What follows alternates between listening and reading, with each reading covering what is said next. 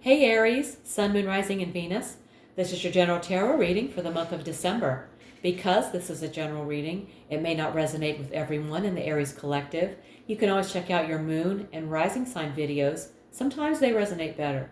I've already shuffled the deck, ask Spirit for insight, so let's get right to it. The first card I draw will talk about your present situation, also known as your present energy. And we have the King of Swords. You're either already approaching things with a sharp, rational mind, or you're being urged to do so. Emotions should not cloud your decisions right now. This card cuts through BS. You're being called to speak the truth, face the truth, or deal with someone who represents a very blunt, honest energy. The energy is serious, focused, and no nonsense. Whether this energy is coming from within you or from someone in your life, like an advisor, boss, partner, or even a judge-like figure, the tone is be smart, be fair, and be sharp. All right, let's look at your challenge. We have the Five of Swords. The Five of Swords in this position is a red flag. It points to conflict, tension, or a situation where winning might come at too high of a cost. As a challenge, this card warns that your biggest obstacle right now could be how you're handling conflict, or how others are handling it around you. The Five of Swords, as your challenge says, don't let the need to win cost you what really matters. Choose peace over pride. Let's see what is the best you can hope for. The Nine of Cups. This suggests that the most favorable outcome available in the situation is emotional fulfillment, satisfaction, or getting what you wish for, but with some nuance. The best outcome might not be grand or externally impressive, but it will feel very satisfying on a personal level. The fulfillment may not last forever. It might be a peak moment, not a permanent state. It's a solid card in this position, a green light that what you're doing could lead to a positive, satisfying result. Okay. Let's take a look at your foundation. The Queen of Wands. The current situation is built on a decisive action, fueled by self-confidence. Someone with Queen of Wands energy may have inspired or propelled the current situation. Passion projects, networking, charisma, or self-expression are the roots of what's now unfolding. The Queen of Wands in the foundation spot says the situation is grounded in personal power, charisma, and initiative. You're here because of boldness, vision, or influence, yours or someone else's. It's a strong, fiery root. What a great root to have. Okay. Let's see what happened in your recent past. We have the Nine of Swords. The recent past was likely dominated by fear, regret, or emotional distress, possibly linked to a painful event, relationship, or a mental spiral of what-ifs and worst-case scenarios. Whether real or imagined, the suffering was deeply felt. The Nine of Swords reminds you that much of your recent suffering may have taken place in the mind, yet it was no less real. It asks you to be gentle with yourself, recognizing that even if things are improving now, you might still be carrying remnants of that pain. Okay. Let's see what the near future holds. The Page of Cups. This signals that an emotional opportunity, message, or awakening is just around the corner. It points to new beginnings in emotional or creative realms, often small or subtle at first, but meaningful. In the near future, you may be called to feel, express, or respond emotionally in a fresh way. It could be the start of a heartfelt message, a creative spark, or a vulnerable connection. It's a gentle but meaningful turn. Okay. Now let's take a look at you. You have the energy of the Hanged Man. You might feel stuck, but deep down you're in a reflective, almost spiritual space.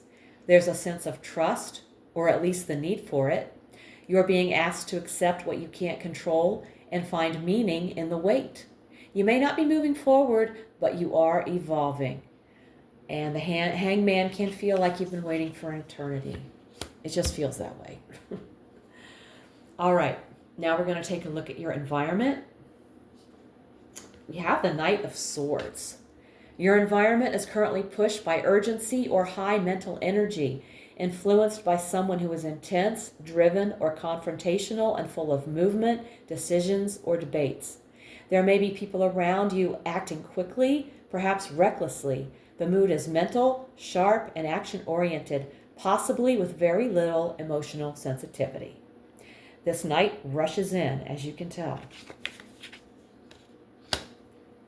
Next, we're going to take a look at your hopes and fears.